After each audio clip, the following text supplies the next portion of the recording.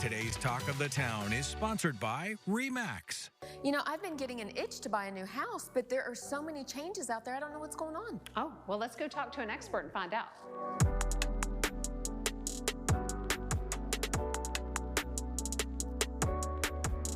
Today we've come out to RE/MAX Elite Realty. It's an office here in Alashiba Way. We have Jennifer Parsons.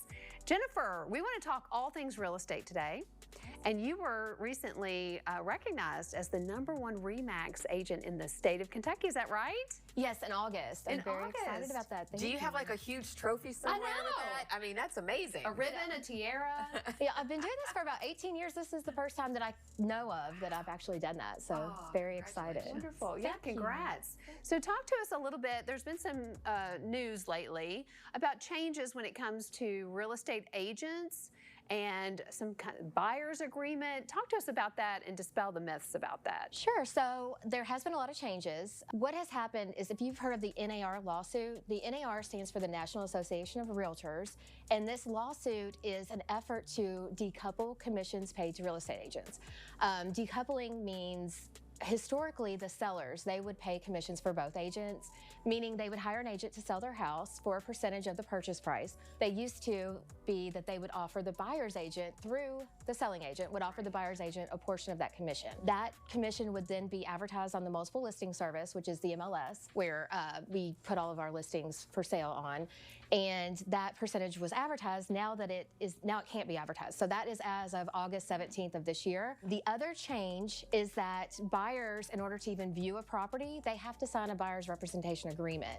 All that said is, if you want to go look at a house now, you've got to sign an agreement saying that you will pay your agent, where buyers didn't have to do that in the past. Wow, so just even to walk through a house. Correct, yes. Okay, so what advice do you have then for the buyers then? Well, my advice is definitely to interview agents. I feel like historically too, the buyers would just call an agent when they wanted to look at a house. Now that you are going to be compensating your agent if the seller won't, it's in your best interest to interview your agent.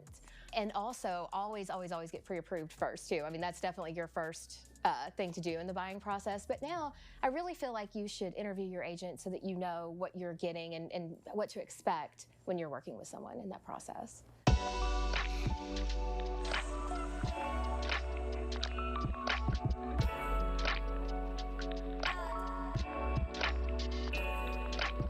Something else that's changed recently, just this past week, is the feds have dropped the interest rate by 0.5%. So does that mean that it's a good time to start buying again? Yes, I say it's always a good time to buy, right? You know, back in 2008 and 9, when everybody thought that was a horrible time, think of how much equity you would have in your house, right? So it's always a good time to buy.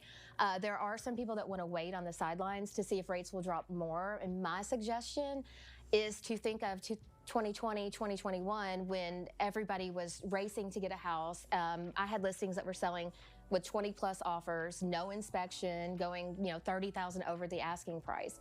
So if you don't want to get into that kind of competition as a buyer, I suggest let's go ahead and start looking now rather than waiting. So if you are wanting to sell your house, so same process, so should you interview real estate agents, or really they just need to come to you, right? The best. I would love to help them. Absolutely, yes. I think sellers should call me, because a lot of times when you're thinking about selling, you're thinking about what kind of home projects do I need to do? Well, I can help them through that because I've been selling houses for 18 years. My experience with selling houses can help them decide what's going to be best and the most beneficial to make the most amount of money, right? So I do all that, and also I prepare a comparative market analysis of their home to tell them what an appraiser is going to be looking at, like what in their neighborhood or in, you know, surrounding areas, if not in a neighborhood, if rural, what is a comparable home to their home, and what I feel like their house market value is. So I'll go through that in depth. Because I feel like people love their homes sometimes so much that they can't really see what the real value of it is. Yeah. So it's very important to have someone like you to help them come in. Yeah. And I also have a tip too for people when they're selling their house. Clean it. Clean it. I can't believe how many people's houses I've gone into that don't clean them when they're for sale. Wow. So. Yeah, that's definitely a first thing, right? Clean the house and then I'll come tour it. Yeah. Yes. You never sleep. You're always available. Is this right? Yes, right. Awesome. And you look gorgeous. And she's beautiful Oh, and so sweet. Same to you guys. Thank you. All right. Well, I hope my husband Stevie J is not watching because you just talked me into wanting to buy another house. Uh-oh. I can't wait to start looking. Thanks, Jennifer. Thank you all. I appreciate it.